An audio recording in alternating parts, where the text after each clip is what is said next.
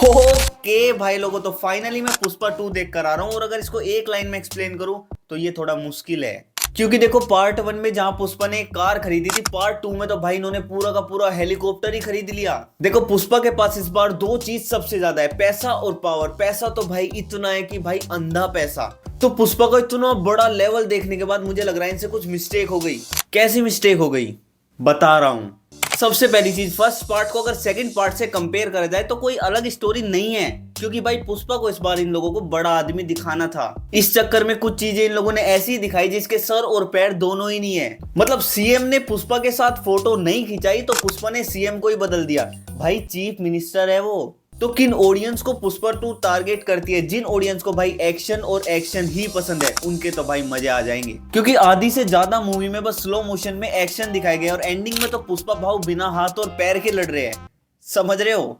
Personally जो चीज मुझे सबसे अच्छी लगी वो भाई इनका डांस और एक्शन स्टाइल। मतलब यार जो फाइट वगैरह हो रही थी भाई ऑडियंस को पकड़ के रख रही थी। अगर इसके बीजीएम की बात करूं तो भाई पार्ट 1 में तो देखो बाप लेवल का था, यहाँ भी देखो ठीक ठाक फील हो रहा था। इनफैक्ट थिएटर में तो कम से कम हो ही रहा था। बाकी यार देखो ओटीटी पे इतना मजा नहीं आने वाला। सबसे बड़ा नेगेटिव पॉइंट जो इस मूवी का रहा वो भाई ये रहा कि इसमें कोई विलन ही नहीं है। मतलब सिखावत एक तरफ पुष्पा के पीछे लगा तो रहा आखिर तक, पर समझ नहीं आया भाई ये करना क्या चाहता है। बिना प्लानिंग के साथ ये पकड़ कैसे रहा है पुष्पा को? भाई बंदे ने सीएम को बदलवा दिया, तू क्या चीज है? जो चीज मैंने एक्सपेक्ट नहीं की थी वो काम करके दिया इन लोगों ने। भाई साहब अडल्ट कॉमेडी डाल दी जिसको पब्लिक ने काफी ज्यादा एंजॉय किया। अगर देखा जाए तो 40 से 45 मिनट की मूवी है, बाकी तो बस छोड़ो। एंडिंग में पुष्पा का जो फैमिली मैटर हम देखते आ रहे हैं वो क्लोज हो जाता है और भाई एक ब्लास्ट होता है। देखो स्पॉइल बिल्कुल नहीं करूंगा, बस पार्ट 3 का हिंट दिया इन लोगों ने। इनफैक्ट भाई पार्ट 3 अनाउंस कर दी। तो मैं ये सोच रहा हूँ पुष्पा द रूल तो इन्होंने जैसे भी दिखाई दिखा दी। अब पार्ट 3 में क्या नया लाएंगे लोग? क्योंकि भाई देखो अगर मैं अपनी रेटिंग की बात करूँ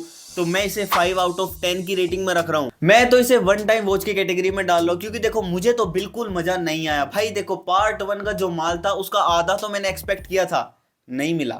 अगर तुम लोगों ने पुष्पा 2 देख लिया तो मुझे कमेंट में बताओ। इस वीडियो को भाई अब यहीं रैप अप करते हैं। अगर तुम्हें रिव्यू अच्छा लगा हो तो लाइक और सब्सक्राइब कर दो। मिलते हैं किसी और रिव्यू में। Bye bye.